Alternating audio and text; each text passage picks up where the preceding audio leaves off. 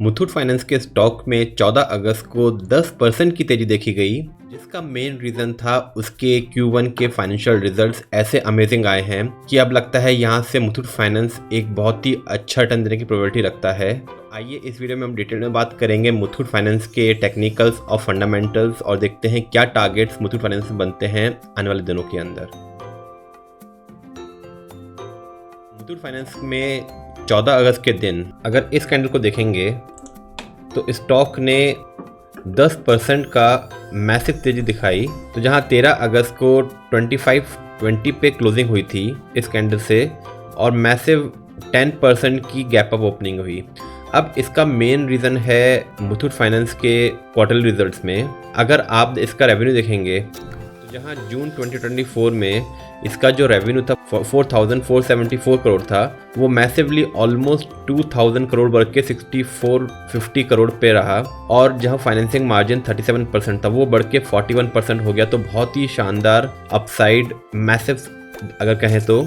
और सिमिलरली सीधा इम्पैक्ट इसके नेट प्रॉफिट में जो 1196 करोड़ था वो बढ़ के 1974 करोड़ हो गया है। तो ऑलमोस्ट नेट प्रॉफिट ट्वाइस हो गया है। तो सिमिलरली जो अर्निंग पर शेयर 28 रुपीज़ का था वो बढ़ के 50 रुपीज़ का अर्निंग पर शेयर हो गया। तो अब आप समझ सकते हैं कि कितना मैसिव अपसाइड मुथूट फाइनेंस के फाइनेंशियल रिजल्ट्स में देखने को मिला है। और अगर इसके बेसिक फंडामेंटल्स के बारे में बात करेंगे तो कंपनी खासा अच्छी पोजीशन पर है। तो जहां कंपनी का P 17.9 है और ROC और ROE 13.2 और 19.6% है और बुक वैल्यू 731 रुपीज़ की है। तो आइए अब देखते हैं जो इस मैसिव अपसाइड देखा गया इसके क्वार्टरली रिजल्ट्स के अंदर, उसका सीधा इम्पैक्ट मुथूट फाइनेंस में क्या पड़ता है। तो अगर हम इसका लॉन्ग टर्म चार्ट देखते हैं तो मुथूट फाइनेंस ने 2022 के अंदर इस कैंडल पे एक हाई बनाया था 1721, जो प्रिसाइजली था 1 नवंबर 21 में। तो 2021 में मुथूट फाइनेंस ने 1721 का एक हाई बनाया था, जिसको फाइनली इस पॉइंट के अंदर जो 2024 जुलाई के आसपास यहाँ पे ब्रेकआउट हुआ और ब्रेकआउट होके स्टॉक एक बहुत ही अच्छा हायर लो बनाता हुआ मूव कर रहा है। अब देखिए यहाँ पे एक ट्रेंड लाइन चल रही थी जिसको स्टॉक ने बार बार सपोर्ट लिया और यहीं से हर बार एक रिवर्सल दिया है।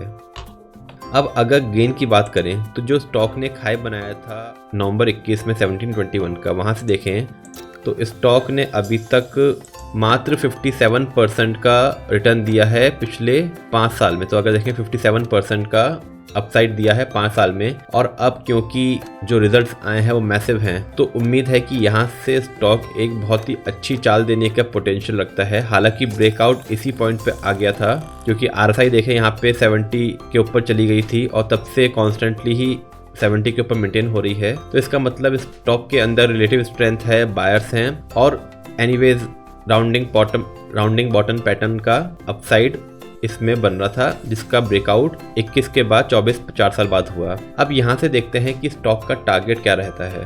तो स्टॉक ने जो अपना एक राउंडिंग पैटर्न बनाया था उसके बेसिस पे जो टारगेट है उसको ऑलरेडी अचीव कर लिया है, जो है अराउंड 2518 का। तो 2518 इसका एक इम्पॉर्टेंट रेजिस्टेंस का काम करेगा। और अगर इस स्टॉक को हम डेली चार्ट में कन्वर्ट करें तो 2690 इसका एक इमीडिएट सपोर्ट रहेगा और उसके नीचे 2518। अब ऊपर में अगर टारगेट की बात करें, अब अगर ये स्टॉक आपको नीचे में 2690 या 2518 पे मिले तो एक बहुत ही अच्छा एंट्री लेवल होएगा और यहाँ से स्टॉक सीधा पहले 3000 तक जाने की कोशिश करेगा।